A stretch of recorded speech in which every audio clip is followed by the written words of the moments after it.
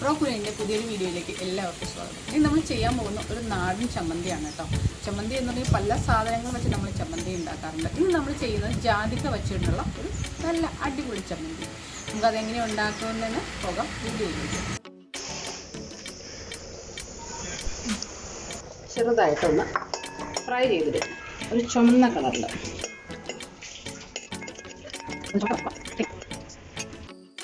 അങ്ങനെ നമ്മുടെ തേങ്ങ ഒരുപാട് ബ്രൗൺ ആക്കിയില്ല, എന്നാൽ പോലും എന്താ പറയുക ഒരുമാതിരി ചൂടാക്കി. അതിനുശേഷം നമ്മൾ ഇതിനകത്തേക്ക് ശകലം എരിവിന് ആവശ്യമുള്ള ചുമന്ന മുളക് അതും ഒന്ന് ജസ്റ്റ് ഒന്ന് ചൂടാക്കിയെടുക്കാം.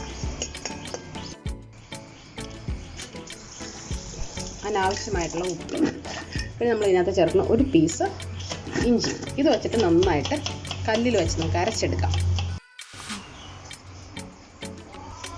ആദ്യം നമ്മൾ ജാതിക്ക അരച്ചെടുത്തു, കാരണം അത് അരച്ചെടുക്കാൻ ഇത്തിരി ബുദ്ധിമുട്ടുള്ളത് കൊണ്ട്.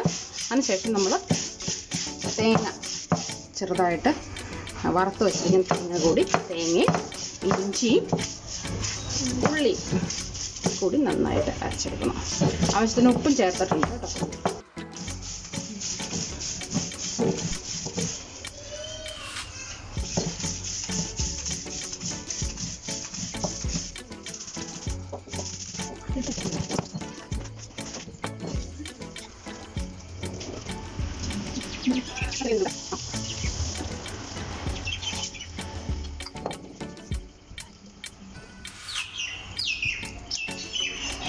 നമ്മുടെ ജാതിക്ക ചമ്മന്തി റെഡി.